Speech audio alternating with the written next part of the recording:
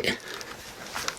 Okay, it's going to be a review of FastLane 2023 from Indianapolis. I got to say, man, going into the show, I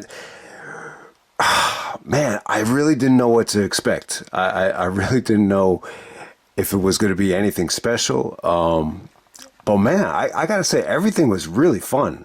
Like this was just another really fun show. I love this format where they're just not putting a lot of filler on these shows. And Nakamura and Rollins actually got the main event. Rollins goes over, he retains, but great last man standing match. I got to say, one of the better last man standing matches I think we've seen. The Cena stuff was good, man. I thought Cena sold his ass off tonight. So he really put in a lot of work here. He made the Bloodline dudes look good. LA Knight got an incredible hot tag. I thought that match was a ton of fun.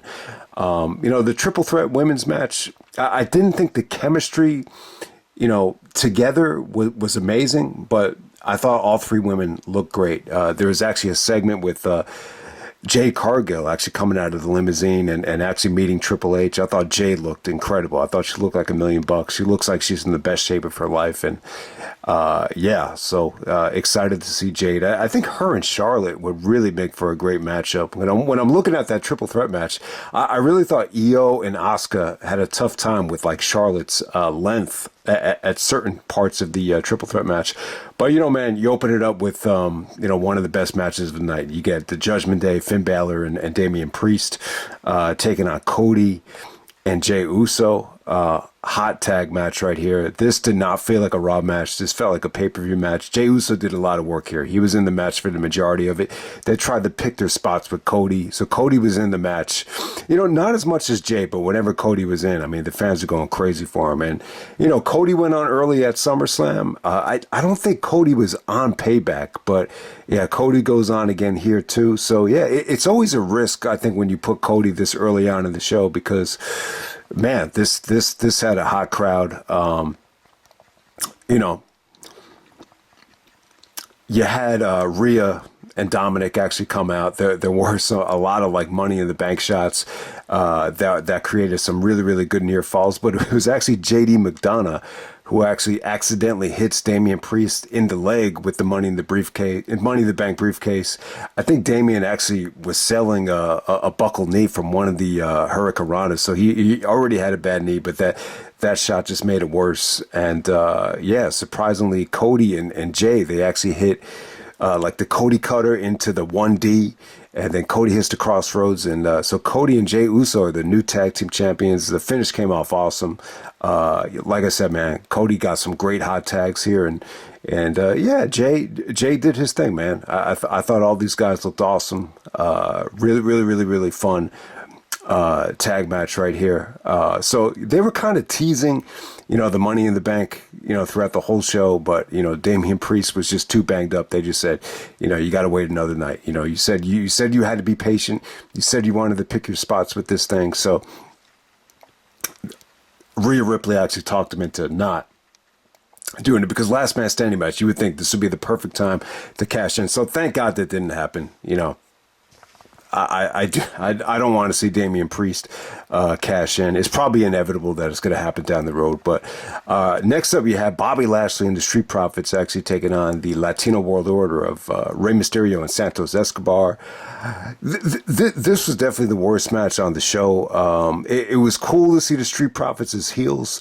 I always thought, maybe Montez Ford would split from Angelo and go singles, but they decided to turn these guys heel with Bobby Lashley. The match is a little bit just methodical, just a little bit slow.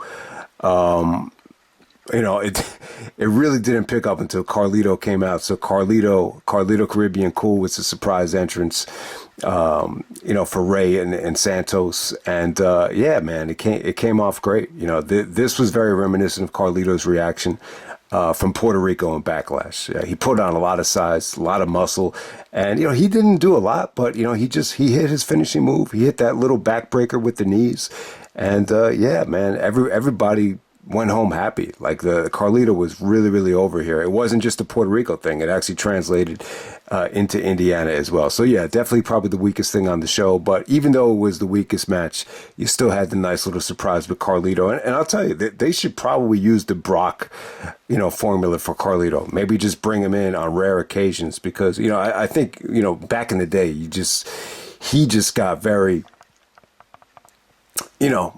stale on Raw, which is obvious. There's no other way to say it. But I think if you bring Carlito in, like, on a special occasion, I mean, it seems like it's working out pretty well.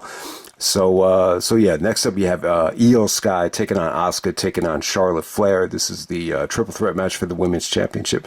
Like I said, man, I thought it was really, really good. I thought all these girls looked incredible. I thought Asuka's face paint looked the best it's ever looked. I think Charlotte looked like she's in the best shape of her career. Io Sky is an awesome worker.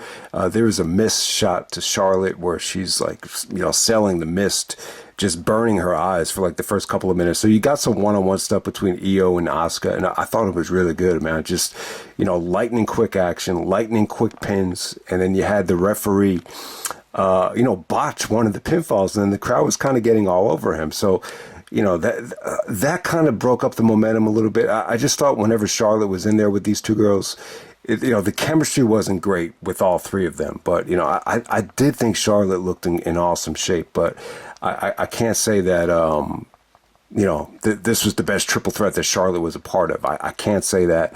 But it was cool, man. Yeah, you had interference from Bayley, trying to help out her girl, Io Sky. The highlight of the match was just, some of the high spots that Io hit. Io actually broke up the figure eight with a moonsault where, Charlotte's actually bridging with the figure eight, and the moonsault actually breaks up the bridge.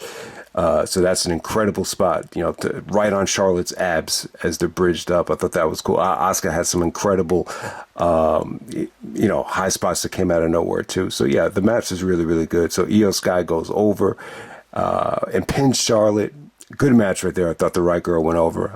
I think the match was, solid stuff. I think it could have been a little bit better. I know people are going to shit on me for this, but I think the one from SummerSlam was actually a little bit better. I just love that finish even more than that one. But yeah, so Io Sky retains, and we're going to move on to John Cena and LA Knight taking on the Bloodline. You actually have Pat McAfee come out on commentary, which wasn't bad. He was pretty good. His line about Jimmy Uso, he could fit the, the Air Force One, which is his sneaker, into a keyhole. I thought that was really cool because just the way he hits the super kick, it's just spot on, man. He could just hit it from anywhere, and it just looks so precise and so spot on. So I thought that it wasn't bad to have McAfee on commentary. But back to this match, man.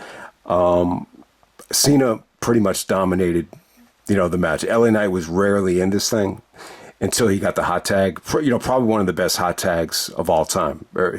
I mean, easily probably the most memorable hot tag this whole year. I mean, the crowd went crazy for LA Knight.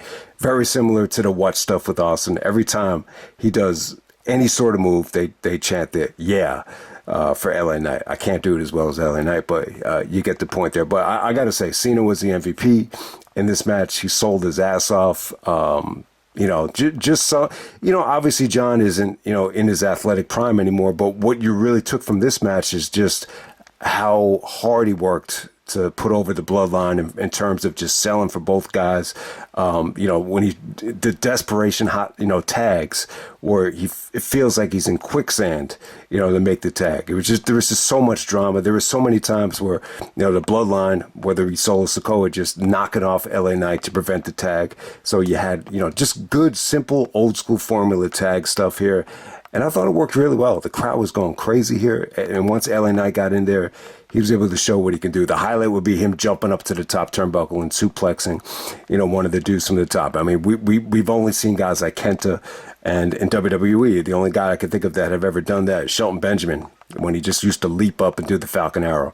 So good stuff. LA Knight gets the victory. They did a little bit of teasing with LA Knight and Cena. With a little bit of tension, but overall, they both showed each other respect. I think it's a little bit too early to start building to WrestleMania, but I think LA Knight would be the perfect opponent for, Cena to go up against at WrestleMania. But, that's a story for another day. The match kind of ends with Heyman, on the cell phone to Roman, kind of bitching that the Bloodline lost. So they're really illustrating the fact that Heyman is getting old because his hair is turning gray, and what I think it was McAfee said his hair looks like he's a presidential, or like he's a president from the Revolutionary days, So that was pretty cool. And then the main event, we have Seth frickin' Rollins taking on Shinsuke Nakamura. This is the last man standing match for the world title. Yeah, man, they go about a half hour. I was hoping Nakamura would take it here, but it's very difficult. And it's rare, man, to see a heel win a last man standing match clean. There's just so many times where Rollins is taking a monumental table bump. The missed spot where Nakamura spits the mist at him and he goes through the table. I thought that might have been it. So many times where you think Rollins' back was just shot and he was going to stay down, and you just knew like he was going to get up. Like, this is not the way you want a strong babyface to lose the belt. So the match kind of had that working against it. It's a little bit predictable. I mean, you were expecting something a little bit over the top, but I got to say, I think Nakamura knocked it out of the park here. I think this is another incredible performance from him. I think this had a better atmosphere than Payback. I thought that the Payback match, the match was good. I just think the atmosphere is lacking, especially compared to this. I think you had a better crowd here. Fans really into Rollins. Fans were really into the tables. The Dudleys would have made a fortune tonight because the fans were really, chanting for tables and so on, and they got a lot of them. They got a ton of, table shots here. Nakamura with the double knees into the table. The nunchucks, got a shout out Michelangelo and X-Pac. You saw Nakamura bring back the nunchucks, which we just saw at Unforgiven 2000. So that was kind of ironic, but yeah, tons of foreign weapons. Nakamura with the King Shasha, and he misses it through the table, and it destroys his knee. I thought that was a cool spot. But yeah, everything was cool here, man. They kept teasing Rollins doing the Phoenix Splash through the top of the ladder, through the announce table. And then eventually Nakamura countered that into the mist and he just shoved them off the ladder. That was cool. But yeah, it really looked like the fans were anticipating Rollins to do the Phoenix Splash off the ladder. That would have been tough. I don't know if there would have been enough space for that, but they actually go into the crowd. There's an awesome ending to this match off the balcony, where Rollins is able to hit a Falcon Arrow through the table to Nakamura. Nakamura looks like he's about to get up at 9, and then he just collapses, and he's not able to get back up. But yeah, Nakamura was great here. He really combined everything with this whole feud with Rollins. I think he combined the charisma. I think he combined just the the viciousness, this new heel, desperation. He really kind of found, just a combination of just everything here, everything that's been missing with his run so far. So yeah, I would definitely say that from what I remember, this is better than his stuff with AJ in the WWE. I think they had a last man standing match as well, a Backlash. This was definitely better than that. And in some ways, this is by far, the highlight of Nakamura's WWE run so far. And Damien Priest, decided not to come out and cash in because of the knee injury. But yeah, man, awesome performance here. I mean, when you see Rollins perform like this, with the bad back and the selling and just overcoming the odds, it's hard not to get behind him. So yeah, man, I'm cool with it, man. It was an awesome match. But yeah, props to Nakamura. I just had the feeling like if he wasn't going to win the championship tonight, it's probably never going to happen at this point. But I think he proved that he's definitely worthy of being champion. But who knows if it would ever happen now. But it's not the important thing. The match delivered. It was awesome. This was just another, really, really entertaining WWE pay-per-view. 5 matches on the show. Nothing on it was bad. Even the stuff that was bad. I mean, even the worst match of the night was a lot of fun because of the Carlito surprise. So I'll just end it right there. Check out FastLane.